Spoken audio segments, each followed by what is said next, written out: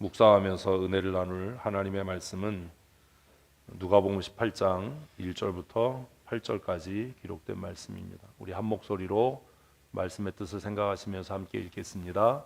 예수께서 그들에게 항상 기도하고 낙심하지 말아야 할 것을 비유로 말씀하여 이르시되 어떤 도시에 하나님을 두려워하지 않고 사람을 무시하는 한 재판장이 있는데 그 도시에 한 과부가 있어 자주 그에게 가서 내 원수에 대한 나의 원한을 풀어주소서 하되 그가 얼마 동안 듣지 아니하다가 후에 속으로 생각하되 내가 하나님을 두려워하지 않고 사람을 무시하나 이 과부가 나를 번거롭게 하니 내가 그 원한을 풀어주리라. 그렇지 않으면 늘 와서 나를 괴롭게 하리라 하였느니라.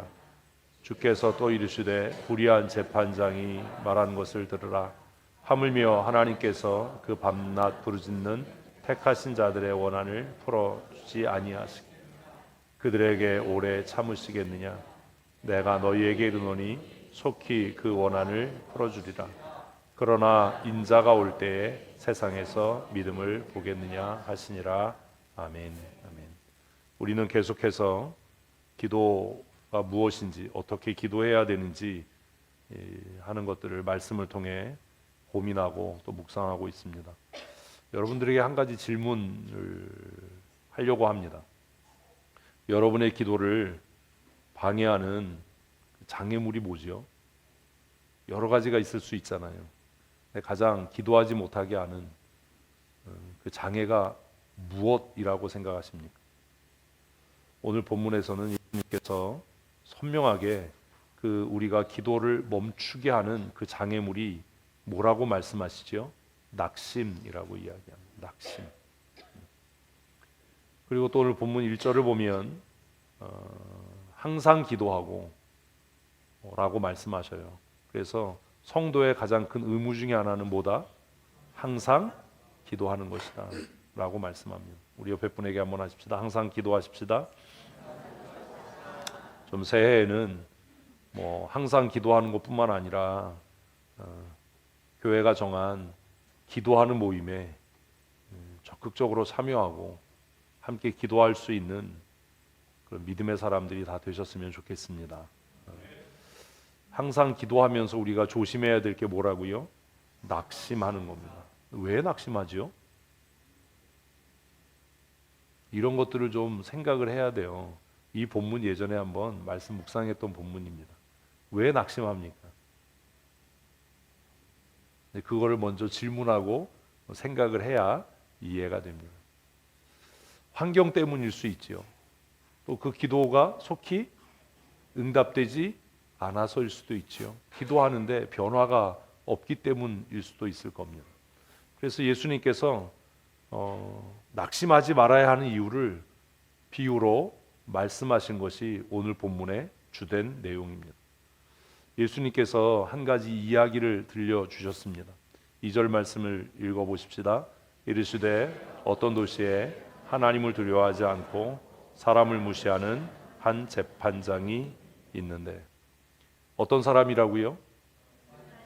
첫째는 하나님을 두려워하지 않는 사람이, 두 번째는 사람을 무시하는 사람이, 세 번째는 뭐예요? 재판장이. 이럴 줄 알았어요. 최고의 권력을 갖고 있는 사람이. 읽으면서 이런 것들이 정리가 돼야 돼요. 이런 사람 우리는 총체적으로 뭐라고 얘기하죠? 싸가지다. 싸가지 없는 인간이다. 하나님도 무서워하지 않아요. 두 번째는 사람을 무시하는 거죠. 왜? 자기 위에 사람이 없으니까. 그리고 그는 최고의 권력을 갖고 있는 사람입니다. 그러니까 모든 조건을 다 갖춘 겁니다.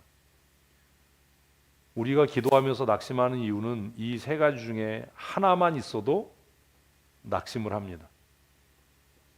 근데 이 상황은 인간이 살면서 낙심할 수 있는 모든 상황을 다 갖춘 경우를 이야기하고 있는 것 아닙니까? 그러니 2절 말씀을 다시 이야기하면 어떤 상황에 하셔야죠. 처해 있든지, 어떤 상황에 처해 있든지. 우리는 기도를 시작하면서도 안 되면 어떻게 하지? 저 사람 안 변하면 어떻게 하지? 안 돌아오면 어떻게 하지? 이런 염려를 합니다. 교회가 7일을 못하는 이유도 사실 이 두려움 때문 아닙니까? 하나님의 사람이 선명하게 하나님의 말씀을 전하지 못하는 이유도 이렇게 책망하고 이렇게 하나님의 말씀을 올바르게 전하면 혹시 마음이 상해서, 혹시 이 사람이 삐져서 교회 안 나면 어떻게 하지? 나는 두려움 때문 아닙니까? 그래서 좋은 게 좋은 거니까 우리 시끄럽게 하지 맙시다. 덮고 넘어갑시다. 얘기하지 맙시다. 그런 거 아닙니까? 분명히 자격이 없는 것 알고 그 직임에 합당하지 않은 것을 알면서도 우리가 왜 투표합니까? 왜 가표를 던집니까? 관계가 불편해질까 봐. 아닌 걸 알면서도, 이렇게 하면 안 되는 걸 알면서도 그렇게 하는 것 아닙니까? 주일에 예배 안 나오면 안 된다는 걸 모르는 사람이 어디 있겠어요? 기도를 멈추면 안 된다는 걸 모르는 사람이 어디 있겠어요? 함께 읽자라고 하는데 읽지 않는 것이 옳지 않다라는 것을 모르는 사람이 어디에 있겠습니까? 그런데 안 하는 겁니다. 그리고 이야기합니다. 뭐라고 이야기합니까? 내 처지가 돼봐, 내 상황이 돼봐, 내 입장이 돼봐, 그럴 수 있나? 라고 이야기합니다. 그런데 2절에서 예수님은 뭐라고 말씀하신다고요? 인간이 처할 수 있는 최악의 상황이다. 최악의 환경이다. 내 문제는 내가 어떻게 해보겠는데 내 주위를 둘러싸고 있는 환경이나 다른 사람의 문제는 내가 어떻게 못하잖아요. 내가 만나는 환경이, 내가 만나는 상황이 이런 거예요. 저 사람 하나님 두려워하지도 않아. 근데 하나님 저 사람을 변화시켜 주세요. 여러분 기도할 용기가 나겠어요? 근데도 가만히 보니까 그 사람이 어떤 사람이에요? 예, 사람을 무시하는 거예요. 인간 취급도 안 하는 거예요. 얘기해도 듣지도 않을 사람. 근데 이 사람을 위해서 기도할 마음이 들겠어요? 그리고 이 사람 어떤 사람이라고요? 최고의 권력을 갖고 있는 사람이에요. 자기 마음대로 정의가 아닌 것을 뭐 정의라고 고집하면 끝나는 그런 상대예요. 2절이 그런 거예요. 우리가 처해 있는 상황이 어떠하든지 그 상황이 얼마나 불안하고 두렵고 낙심되는 상황이든지 기도를 멈추지 마십시오. 아멘이 다 죽어요. 근데 이걸로 끝나면 끝인데 3절은 더 하죠. 3절 읽습니다. 그 도시에 한 과부가 있어 자주 그에게 가서 내 원수에 대한 원한을 풀어주소서 하되, 이제 갈수록 산인 겁니다. 상황도 만만치 않아요. 근데 더 뭐가 문제예요? 내 자신이 문제인 거예요. 이 사람이 누구예요? 과부예요. 과부. 아니 써놨는데 안 보여요? 뭐라고요? 과부요. 과부 뭐가 없어요? 다 없어요. 뭐 없어요? 남편 없죠. 남편 없으니 뭐 없어요? 돈 없죠. 사회적인 지위와 신분도 없어요. 그러니 이 하나님을 무서워하지 않고 사람을 무시하는 재판관하고 어떻게 해볼 방법이 없는 거예요. 우리가 살아가면서 때때로 진리가 아닌 줄 알면서, 이게 마이크가 또 죽었네. 옳지 않은 걸 알면서도 타협하는 이유는 내가 이 상황도 어렵지만 이 상황과 직면하기에 내가 너무나 초라하다. 나는 약자다. 우리 그럴 때 있잖아요. 응? 저 사람이 오케이 안 하면 아무것도 할 수 없어. 저 사람이 허락하지 않으면 무엇도 안 돼. 이런 일이 우리의 인생에 있잖아요. 그러면 그 사람이 하자는 대로 그냥 옳지 않은 줄 알면서 따라가든지 그 사람의 의견을 수용하든지, 그리고 나는 힘이 없으니까 나는 돈이 없고 능력이 없으니까. 그렇게 하고 나서 또 내가 너무 한심하고 좌절하고 낙심하게 되는 것 아닙니까? 그런데 이 과부에게 뭐가 있었어요? 원한이 있었어요. 그래서 이 재판장에 가서 내 원한을 풀어주십시오라고 이야기하지만 3절 딱 읽으면 2절 3절 딱 읽으면 정리되는 게 있죠. 뭐가 정리가 돼요? 이거 가능성이 없다. 가능성이 안팎으로 없다. 가능성이 그 상대를 봐도 없고 나를 봐도 없고. 여러분 이런 상황에서 기도하십니까? 이런 상황에서 우리는 기도를 못 하잖아요. 기도를 멈추잖아요. 기도할 생각도 안 하잖아요. 그래서 때로는 그 사람이 악한 사람이라는 걸 알면서도 끌려가기도 하고 적당히 돈으로 무마하려고 하기도 하고 타협하려고 하기도 하고 좋은 게 좋은 거니까 그냥 나도 그 불의에 동참하려고 하고 하면서 살진 않습니까? 어쩔 수 없어. 내가 할 수 있는 게 없어. 그 사람이 문제 삼으면 아무것도 안 돼. 그러니 문제 키우지 말고 그냥 우리끼리 쉬쉬 이렇게 조용하게 그렇게 처리합시다. 우리 이런 때 없나요? 살아가면서. 그런데 이런 상황에서 예수님은 뭐라고 말씀하신다고요? 한번 하십시다. 기도를 멈추지 마라. 아멘. 뭐가 없어도 가능성이 없어 보여도 내가 볼 땐 가능성이 없어. 이거 시급한 일이야. 이거 이번 주 안에 꼭 해결해야 되는 일이야. 우리 이런 일을 많이 겪고 이런 실수를 이런 죄를 많이 저질러요. 지금 당장 돈 줘서 막지 않으면 지금 당장 손 쓰지 않으면 이거 해결이 안 될 일이야. 이게 기도한다고 되겠어? 이게 하나님께 맡긴다고 되겠어? 그래서 그 불의에 굴종하거나 불의와 타협하거나 낙심하고 탄식하죠. 그래서 2절과 3절을 읽으면 모든 불가능한 조건을 다 갖춘 거예요.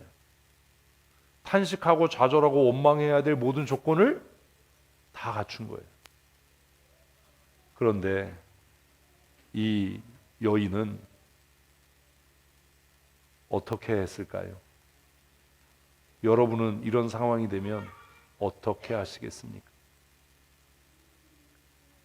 대부분의 성도라는 이름을 갖고 있는 사람들은 그러면 나보고 이런 상황에서 어떻게 하라는 거냐라고 말하면서 포기하거나 불의에 굴종하는 일을 합리화합니다.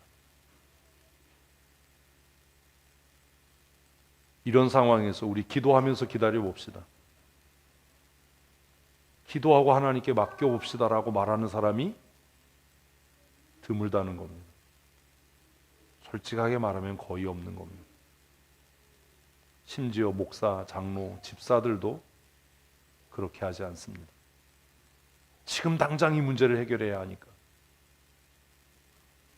시급한 문제니까. 그런데 이 과부는 어떻게 했다고요? 밤낮 찾아가는 거예요. 가능성 빵. 그런데 밤낮 찾아가서 탄원하는 겁니다. 내 억울함을 풀어주세요. 내 억울함을 풀어주세요. 주위에서 얼마나 많은 사람들이 조롱했겠습니까? 야, 안 돼, 안 돼. 왜? 그 사람 하나님도 두려워하지 않는 인간이다. 야, 그 사람 사람을 개무시하는 악질이다. 그 사람 누구의 말도 안 듣는 최고의 권력을 갖고 있는 사람. 그리고 너를 생각해봐라. 너 돈도 없지, 사회적인 신분도 없지, 배운 것도 없지, 남편도 없지. 그 사람이 네 말을 들어야 할 이유가 뭐가 있겠냐? 주위에서 모든 사람들이 무슨 얘기해요? 나를 낙심케 하는 얘기를 하는 거예요. 우리 이런 거 경험하고 살아요. 어떤 사람 사귀냐가 중요한 거예요. 그래서 이 과부 주위에서 어떤 사람이라도 야 잘하고 있어, 포기하지 마, 낙심하지 마, 열심히 해봐 이렇게 얘기한 사람이 있을까요? 없었을 겁니다. 야 되지도 않을 짓 하지 마라. 그거 왜 쓸데없이 그런 일을 하냐. 그냥 고리대금업자 찾아가서 돈이라도 빌려서 뇌물을 매기든지 어디 인맥을 뒤져서 이 사람한테 영향력 끼칠 수 있는 사람을 찾든지 전문가를 찾든지 아니면 킬러라도 고용해서 어떻게 해보든지. 우리 교회에서도 그러잖아요. 이건 전문가한테 물어야 돼요. 이거 돈으로 빨리 해결해야 돼요. 시간 지나가면 더 어려워질 거예요. 그런데 이 과부는 뭐 하지 않았다고요? 낙심하지 않고 가서 포기하지 않고 청혼하는 일을 계속한 겁니다. 왜 그랬을까요? 왜 그랬을까요? 그걸 생각해 봐야죠. 그래서 이제 이 이야기 중에 심리 묘사가 등장해요. 4절에. 이건 재판관이 혼자 생각한 거겠죠. 읽습니다.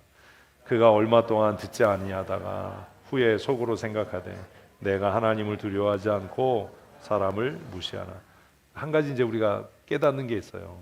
못된 놈도 지가 못된 건 안다라는 거죠. 그러니 우리가 한심한 거예요. 불의한 사람, 인본적이고 세속적인 사람, 그도 자기가 뭐라고 알아요? 인본적이고 세속적이고 진리와 관계없고 불의하다는 걸 알아요. 그걸 누구만 몰라요? 뭘 대답을 못해. 나만 모르는 거예요. 여러분만. 이 과부도 알아요. 이 사람이 하나님을 두려워하지 않는다. 사람을 무시하는 사람이다. 최고의 권력을 갖고 있는 사람이다라는 걸 이 과부도 알아요. 그런데 그것 말고 이 과부가 아는 한 가지가 더 있었어요. 그게 뭐예요? 그걸 모르니까 여러분이 기도 안 하는 거예요. 그게 뭐예요? 이 과부의 마음속에 있었던 한 가지는 글을 읽으면 이런 게 이해가 돼야 되는 겁니다. 아무리 하나님을 무시하는 나쁜 놈도, 하나님을 두려워하지 않는 나쁜 놈도, 사람을 무시하는 나쁜 놈도 최고의 권력을 갖고 있더라도 귀찮은 건 못 참을 거다 라는 한 가지를 안 거죠. 그걸 어떻게 우리가 알 수 있어요? 4절을 읽었잖아요. 이 재판관이 스스로 얘기하는 겁니다. 이 과부가 매일 와서 내 억울함을 풀어주세요. 내 억울함을 들어주세요. 그러니까 이 재판관의 마음에 변화가 생겼어요. 무슨 변화가 생겼어요? 이 여자 얘기 들어주면 돈이 좀 생기겠네. 무슨 내가 유익을, 이게 아니고 무슨 변화가 생겼어요? 내가 하나님을 두려워하지 않고 사람을 무시하는데 내가 이 여자의 말을 들어주지 않으면 어떤 일이 생기겠다? 이 과부가 나를 끝장 볼 때까지 번거롭게 할 거니까 내가 귀찮아서라도 내가 괴롭힘을 안 당하려면 이 여자의 원한을 풀어줘야 하겠다. 그렇지 않으면 끝날 때까지 나를 괴롭힐 거니까. 다 써 있는데 읽을 때 좀 생각하고 읽어야 되잖아요. 그래서 4절과 5절이 이 하나님을 두려워하지 않고 사람을 무시하는 재판관의 심리를 써놓은 거잖아요. 응? 이 과부가 마음속에 있었던 한 가지가 뭐였어요? 귀찮게 하면 누구도 이 귀찮음을 이길 수는 없을 거다라는 한 가지를 이 과부는 알고 있었던 것으로 보이지 않습니까? 안 써 있는데요. 써 있는데요. 줄 사이에 대문짝만하게 이게 글을 읽는 거예요. 그래서 이 재판관이 어떻게 한 거예요? 이 과부의 원한을 풀어준 거죠. 다른 사람들이 다 조롱하고 비웃고 야 그게 되나 봐라. 가능성이 있나 생각해봐라. 이 사람이 하나님을 두려워하지도 않고 사람을 무시하고 자기 위에 사람이 없다. 억울하면 출세해라 라고 이야기하는 진짜 네 가지가 없는 사람인데 당신 같은 과부가 돈도 없고 권력도 없고 사회적인 신분과 지위도 없고 배운 것도 없는 당신이 가서 탄원한다고 해서 그 재판관이 당신의 이야기를 듣고 당신의 억울함을 풀어 주겠나 생각해봐라 라고 주위 사람들이 이야기했지만 이 과부에게는 한 가지 확신이 있었던 겁니다. 뭐요? 귀찮게 하는 데는 장사가 없다. 그래서 포기하지 않은 거예요. 그래서 그 정말 네 가지 없는 재판관이 이 과부의 원한을 풀어 주었다. 이렇게 비유는 끝이 납니다. 여러분의 기도를 막고 있는 게 뭡니까? 여러분은 왜 기도하지 않습니까? 왜 기도하다가 포기합니까? 무엇 때문에 낙심하셨습니까? 사실 하다가 포기하는 게 아니라 우리는 시작해보지도 않고 미리 포기하잖아요. 누군가를 위해서 하나님 저 사람 회심하고 회개하고 돌이켜 하나님의 사람 되게 해주세요라고 기도하다가도 우리의 마음속에 문득문득 드는 생각이 뭡니까? 안 변하면 어떻게 하지? 회개하지 않으면 어떻게 하지? 그래서 기도를 멈추고 포기하고 타협하려고 하는 거 아닙니까?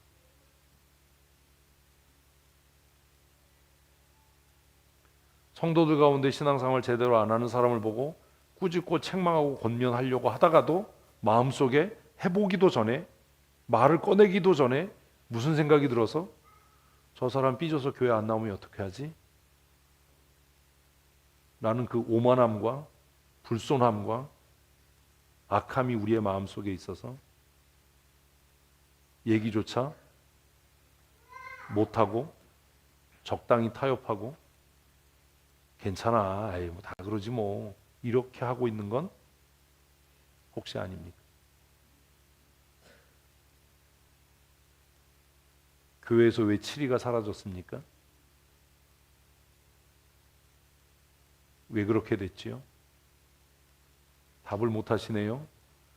7위를 해야 되는 그 사람들이 기도하지 않기 때문입니다. 기도하는 형식은 있는데요. 형식만 있는 거예요. 그 사람이 정말 내가 기도하니 하나님께서 내 기도를 들으시고 저 사람을 변화시키실 거다라고 하는 믿음이 있고 확신이 있다면 엄히 꾸짖고 책망할 수 있겠죠. 있겠죠가 아니라 그렇게 하겠죠. 누가 책임질 거니까? 하나님께서. 우리는 우리가 하나님이 돼서 안 되면 어떻게 하지? 응답이 없으면 어떻게 하지? 저 사람 안 변하면 어떻게 하지? 라고 염려하는 것 아닙니까? 그게 교만인 것이라고 생각지도 않고 이 과부는 그게 달랐던 겁니다. 기도를 시작한다는 것은 기도한다는 것은 그 결과를 누구에게? 하나님께 맡기는 겁니다. 아멘. 그 결과를 내가 책임지는 게 아닙니다. 하나님께 맡기는 겁니다.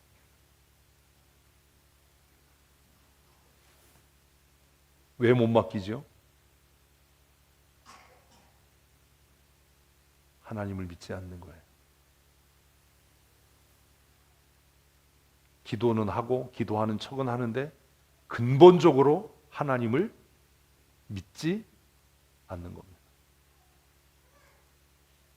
여러분, 하나님이 여러분의 좋으신 아버지이심을 믿으십니까? 이게 거짓말이라고요. 그렇다면 낙심하지 말고 포기하지 말고 뭐 해야 합니까? 기도해야 합니다. 주저하지 말고 두려워하지 말고 엄히 꾸짖고 책망해야 되는 겁니다. 우린 거짓말하거든요. 그래서 예수님께서 이 비유를 끝내시고 말씀하십니다. 불의한 재판장이 말한 걸 좀 들어봐라. 그런데 이 재판장 어떤 사람이지 않냐? 예?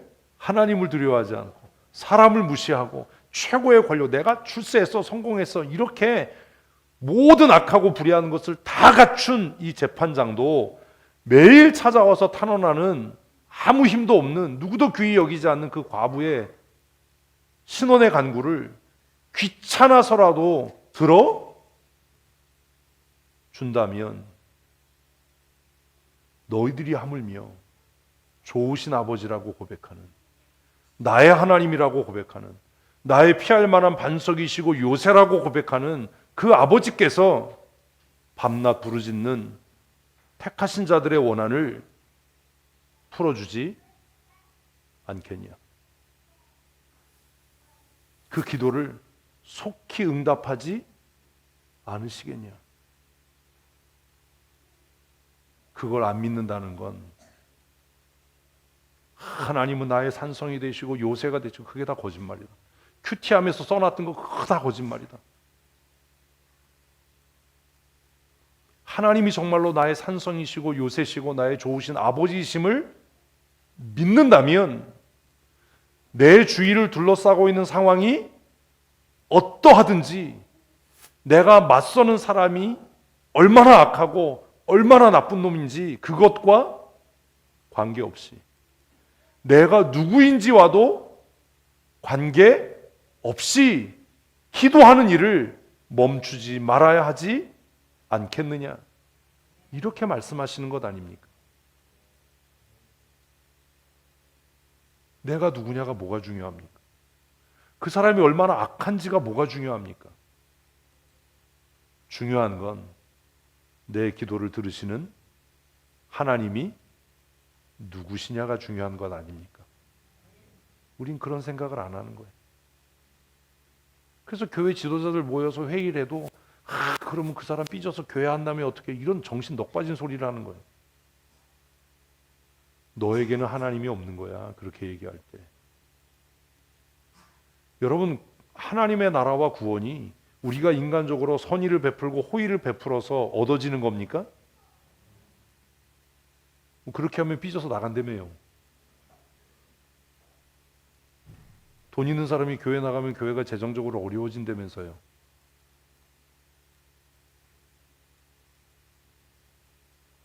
하나님이 그지 걸뱅이여서 여러분들 모아서 헌금해서 애들 말로 삥 뜯어서 하나님의 나라를 이루어 가시는 겁니까? 그렇게 생각하니까 돈 있는 사람이 교회에 있어야 헌금도 하고 그걸로 우리가 구제도 하고 선교도 하지라고 얘기하는 거 아닙니까? 하나님이 무슨 그지입니까?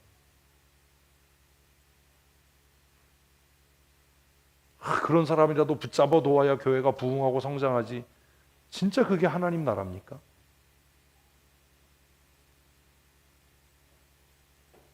여러분이 믿는 하나님은 도대체 어떤 하나님입니까? 내가 아무리 기도해도 내 기도에 응답치 않으시고,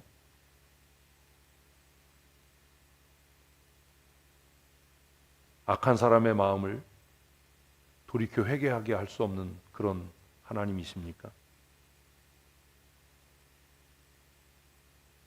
호세아는, 아모스는, 말라기는, 그리고 우리가 묵상하고 있는 시편은 그의 이름은 만군의 여호와다. 능치 못함이 없으신 하나님이시다. 아멘. 그렇게 말씀하고 있는데, 여러분이 믿는 하나님은 무능하고, 여러분이 믿는 하나님은 나약하고, 여러분이 믿는 하나님은 가난해서 돈 있는 사람이 교회에 있어야 교회가 무슨 일을 할 수 있고, 사람들이 많이 모여야 교회가 무엇이든지 할 수 있고, 그것도 전문가들의 지식과 경험이 있어야 무언가를 이룰 수 있다라고 말하고 있는 것 아닙니까? 우리 가운데 부자가 없어도 하나님께서 선하신 일을 이루시기를 원하신다면 우리 가운데 가장 가난하지만 하나님을 전적으로 신뢰하고 신실한 하나님의 사람을 부욕해 하시고 풍성케 하셔서 그 일을 반드시 이루실 줄로 저는 믿습니다. 모든 사람이 다 떠나고 손에 꼽힐 정도의 숫자가 남아도 그들이 전심으로 하나님을 의지하고 하나님의 영광을 위해 살아가는 사람이라면 뜻없이 의미 없이 모이는 수천 명보다도 그 적은 숫자에 헌신되고 구원의 확신 있는 하나님의 사람을 통해서 하나님은 하나님의 나라를 이루어 가실 것이라고 저는 믿습니다. 그게 예수님의 12 제자들 아닙니까?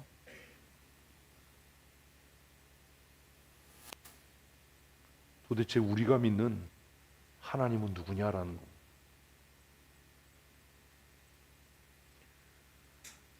그렇게 사람을 무시하고 하나님을 두려워하지 않는 재판장도 귀찮아서 그 과부의 원한을 들어주는데 하물며 입만 열면 전능하신 하나님이라고, 나의 좋으신 아버지라고, 나의 요새가 되시고 방패가 되시고 피할 만한 거처가 되신다라고 그렇게 입에 침도 안 바르고 이야기하는 네 하나님이 너의 기도에 응답치 않는다고 믿고 생각한다면 뭔가 우리의 신앙과 믿음에 근본적으로 문제가 있는 것 아닙니까?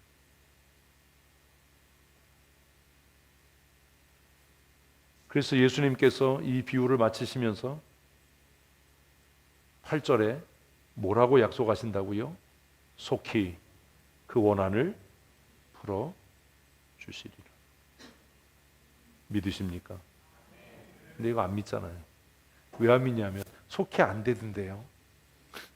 우리가 생각하는 속히하고 하나님의 속히는 좀 다른 거예요.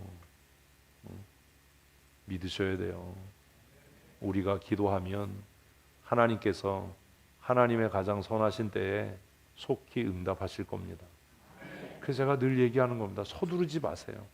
누가 무슨 소리를 하고 누가 어떻게 협박하고 누가 뭐라 그래도 하나님께서 응답하시고 역사하실 때까지 뭐 하지 마세요? 서두르지 마세요. 제발 좀 서두르지 마세요. 하지 마라라고 하면 좀 하지 말아야 되고, 하자라고 하면 주저하지 말고 해야지. 하지 말아라고 하면 뒷구녕에서 하고 하자라고 하면 뒤로 자빠지고 왜 그러냐? 이유는 다 하나예요. 뭐예요? 하나님을 신뢰하지 않는 겁니다. 하나님을 신뢰하지 않는 겁니다.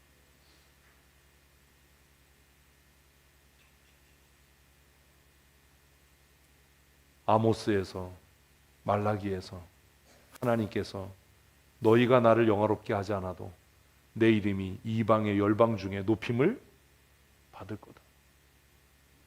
하나님은 예배당에 갇혀있는 하나님이 아닙니다.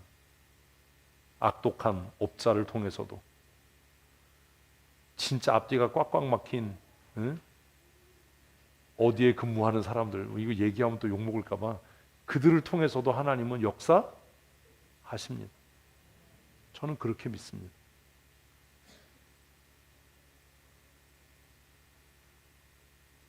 생각해 보셔야 됩니다. 내가 믿는 하나님은 어떤 분인가? 우리 춘천 성도교회가 고백하는 하나님은 어떤 분인가? 이걸 먼저 고민해야 하지 않겠습니까? 거짓말로 하는 하나님은 뭐 신실하시고 이거 말고 진짜로 참되게 진실하게 진짜로 하나님이 무소부재하시고 전지전능하시고, 옛날에 우리 많이 들었던 얘기잖아요. 그런 하나님이라고 믿는다면 그 사람 입에서 전문가 타령이 나오겠습니까? 그 사람 입에서 빨리 합시다, 서둘러야 됩니다, 이런 얘기가 나오겠습니까? 무슨 얘기가 나올 것 같아요? 기도합시다. 하나님 이루실 겁니다. 그런데 그렇게 이야기하는 게 한심하고 답답하게 들리고 세상 물정 모르는 소리로 들리는 이유는 우리가 하나님을 믿지 않기 때문 아닙니까? 입으로는 거짓을 말하고 마음으로 믿지 않고 저 사람 삐져서 교회 안 나오면 어떡하지? 누가 예배 안 보이면 그 사람 왜 안 나왔어? 이런 걸 캐고 묻고 그걸 궁금해하는 것도 결국 구원이 전적으로 하나님의 손에 달렸다라는 것을 믿지 않기 때문 아닙니까?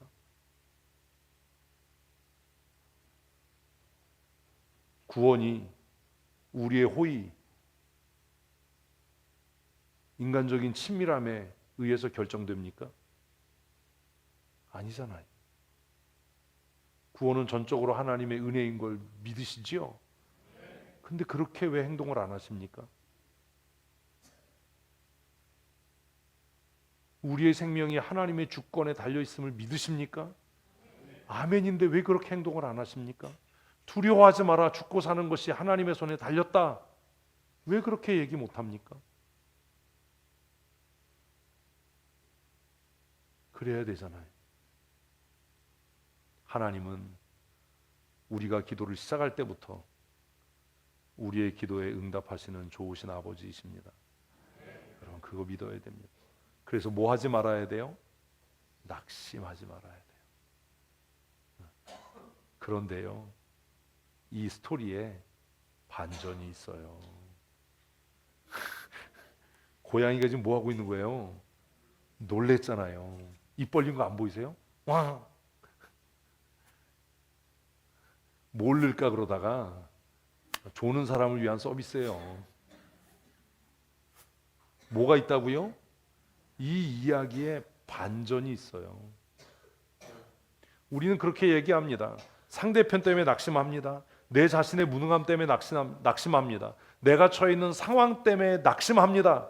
이 상황 대보세요. 목사님 입장을 바꿔 보세요. 목사님이니까 그렇게 얘기하지 내 상황에 처하면 그렇게 말 못할 거예요.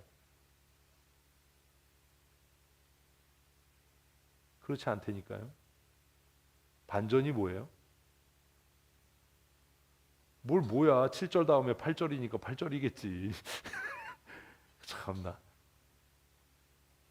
반전이 이거예요. 같이 읽습니다. 그러나 인자가 올 때 문제가 뭐예요? 믿음이 없는 거예요. 믿음이 없는 거예요. 왜 기도하다 낙심해요? 믿음이 없는 거예요. 왜 상황 얘기해요?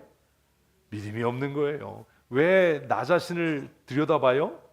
믿음이 없는 거예요. 이걸로 끝나는 거예요. 반전은 뭐예요? 결국 믿음이다. 그럼 믿음 없이 하는 기도는 뭐예요? 그게 중언부언하는 기도예요. 우리는 뭐 중언부언하는 기도로 뭐 똑같은 말을 의미 없이 반복하고 뭐 이런 걸로 정의하는데 믿음 없이 하는 기도가 뭐라고요? 중언부언하는 기도예요. 안 믿어. 안 믿어. 안 믿으니까 기도 끝나고 전문가한테 의견 듣자라는 헛소리하고 안 믿으니까 기도 끝난 다음에 어디 가서 대출 받을까 고민하고 안 믿으니까 어떤 약 먹어야 건강해질까를 생각하죠. 그리고 결정적으로 안 믿으니까 기도하지 않는 겁니다. 그렇잖아요. 여러분 여태까지 여러분이 수고해서 먹고 살았다고 생각하십니까? 그렇게 생각하잖아요. 내가 성공하고 내가 있어서 이 자리까지 온 거야. 아니잖아요.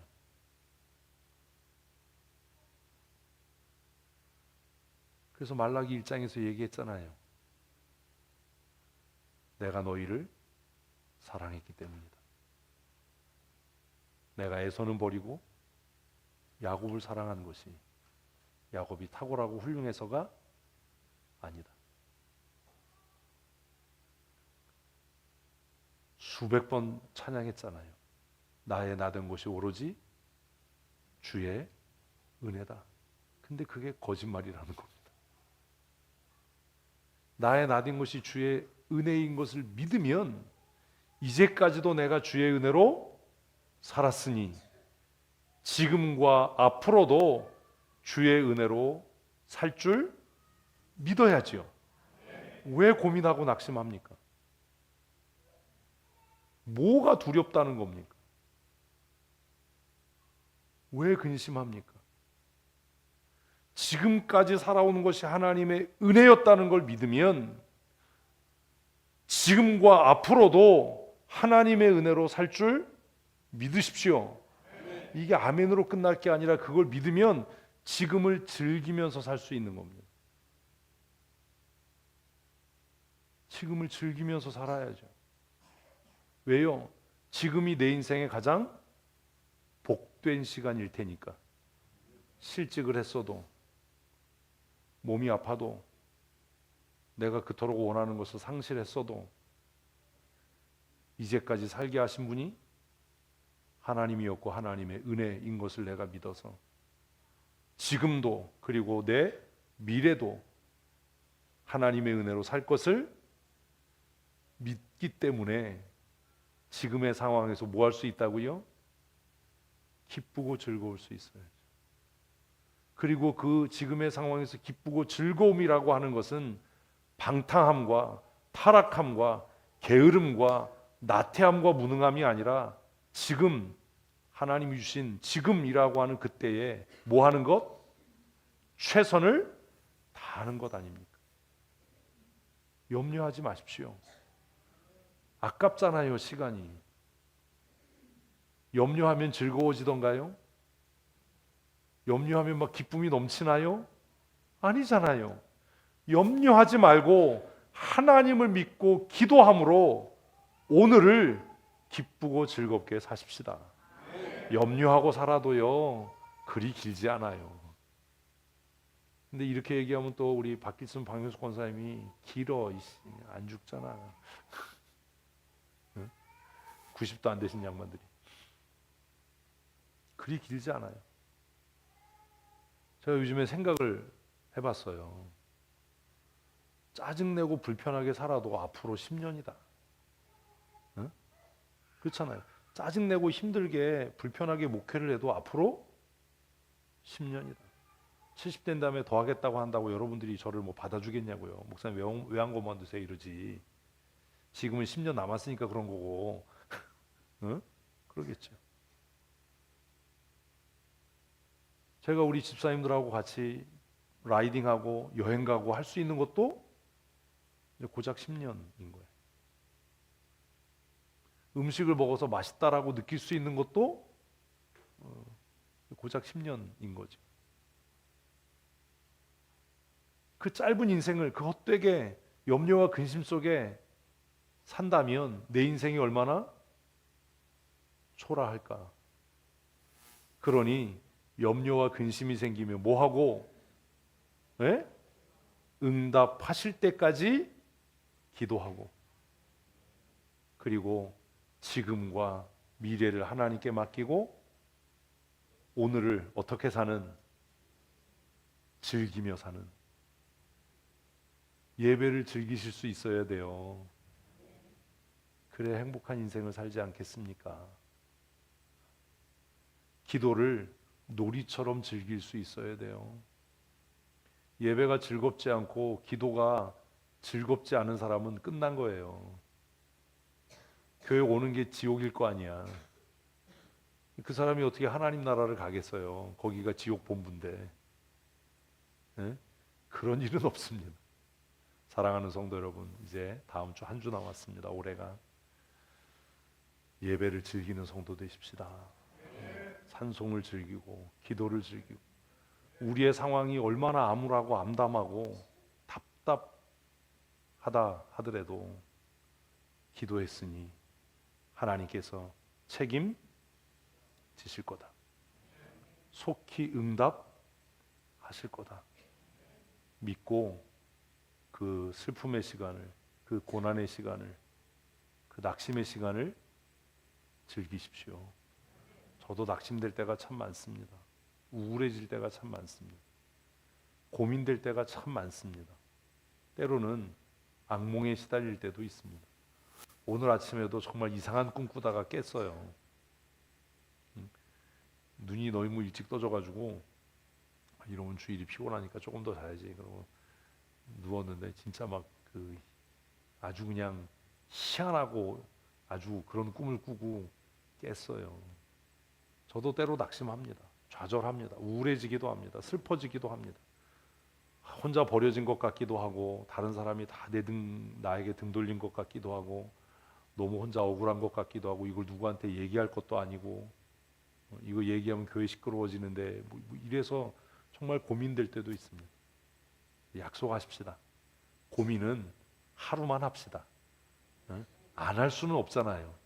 사람이니까 뭐 안 하자 이건 거짓말이잖아요. 왜 나도 하는데 나도 하면서 여러분에게 하지 마라 이러면 안 되잖아. 저도 다짐을 할 테니까 낙심되고 고민되고 슬픈 일 있으면 얼마만 하자고요? 하루만 합시다. 하루만 하고 그 다음 날부터는 뭘 시작하는 거예요? 기도를 시작하십시다. 기도하는 일을 포기하지 마십시오. 하나님께서 속히 응답하실 겁니다. 낙심하지 마십시다. 안 되면 어떻게 하지? 이것도 누구에게 맡기고 하나님께 맡기고 이 과부처럼 하나님께 맡기고 나의 좋으신 아버지이신 하나님께서 들으실 거다라는 무엇으로? 믿음으로 끝나야 되는데 왜 이래요? 뭘로? 믿음으로. 오늘을 즐기는 지금을 기쁨으로 누릴 수 있는 그런 하나님의 사람들이 되셨으면 좋겠습니다. 이제 한 주 지나면 새해가 시작됩니다. 예배하는 여러분의 모습에서 근심과 염려와 슬픔과 분노가 아니라 지금을 누리고 있는 기쁨과 하나님이 주실 더 큰 은혜를 사모하는 기대가 여러분의 얼굴에서 보여졌으면 좋겠습니다. 지금 낙심되고 우울한 일이 있다면 며칠만, 하루만 고민하고 하루만 근심하고 그리고 반나절로 줄일 수 있으면 반나절로 줄이고 더 좋은 곳으로 응답하실 하나님을 우리 기대하면서 기도를 멈추지 않는, 기도를 쉬지 않는 하나님의 사람으로 승리하십시다. 그래서 새해에 첫 주를 지내고 비전 선포식을 하고 월요일부터 금요일까지 한 주간 기도하는 일로 한 해를 시작합니다. 이 복된 기도의 자리에 여러분을 초대합니다. 함께 나오셔서 우리의 마음을 무겁게 하고 힘겹게 하는 그 문제들을 하나님 앞에 부르짖어 고하고 아뢰고 뒤돌아서서는 지금의 삶의 순간을 뭐 할 수 있는, 누릴 수 있는, 즐길 수 있는 그런 하나님의 사람들이 되십시다. 여러분들이 행복하고 즐거운 신앙생활 할 수 있도록 장로님들과 제가 그리고 기도 순서를 맡은 사람들이 하루를 금식하면서 하나님 앞에 부르짖어 간구할 겁니다. 이 거룩한 금식에 동참하기를 원하시는 분들이 있으면 함께 신청해 주시고 함께 기도로 새해의 문을 여는 그런 하나님의 사람들이 다 되셨으면 좋겠습니다. 그냥 폼 잡고 기도하는 흉내내는 한 끼 금식이 아니라 하루를 하는 겁니다. 하루를. 혹시 나는 새해에 정말 하나님 이런 마음의 소원이 있습니다라고 하면 2박 3일 하셔도 제가 막지는 않을 겁니다. 2박 3일 이상은 하지 마십시오. 왜냐하면 일상의 삶을 살면서 2박 3일 금식 이상 하는 것은 몸에 무리가 가고 삶의 균형을 깨트리는 일이니. 근데 이렇게 얘기하면 여러분이 웃으면서 그렇게 마음속에 생각하시겠죠. 별 걱정을 다 하세요. 우리는 한 끼만 굶어도 죽을 것 같은데 우리가 2박 3일을 하겠어요.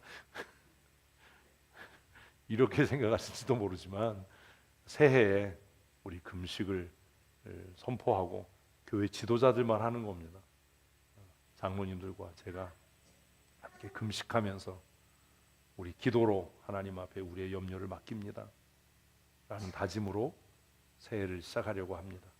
여러분들 가운데도 마음에 감동이 되시면 내가 이날 하루 하나님 앞에 금식하며 나를 위해서, 내 가정을 위해서, 내 교회와 내 나라와 민족을 위해서 기도하겠습니다. 이렇게 신청해 주시면 또 함께 힘을 얻고 기도로 승리하는 그런 한 해가 되기를 소망합니다. 한 해만이 아니라 앞으로 예수님 오실 때까지 우리 춘천 성도교회가 기도를 멈추지 않는, 기도를 쉬지 않는 그런 교회 될 줄로 믿습니다. 지금도 보좌 우편에서 우리를 위하여 기도하시며 우리의 부르짖는 간구에 응답하시는 우리 구주 예수 그리스도의 그 크시고 놀라우신 은혜와 독생하신 아들 예수 그리스도를 우리를 위한 중보자로 이 땅에 보내신 아버지 하나님의 크고 놀라우신 사랑하심과 성령 하나님의 교통하시고 충만케 하시며 지금도 우리 안에서 말할 수 없는 탄식으로 우리를 위하여 친히 간구하시는 그 크시고 놀라우신 은혜와 역사하심이 이제 한 해를 믿음으로 정리하며 새로운 한 해를 기도로 시작하고 기도로 승리하기로 다짐하는 사랑하는 주의 권속들 머리머리 위에와 우리 춘천 성도교회 위에 예배에 참여하지 못한 우리 사랑하는 성도들 각 사람의 심령 위에 영원토록 함께 있을지어다. 아멘.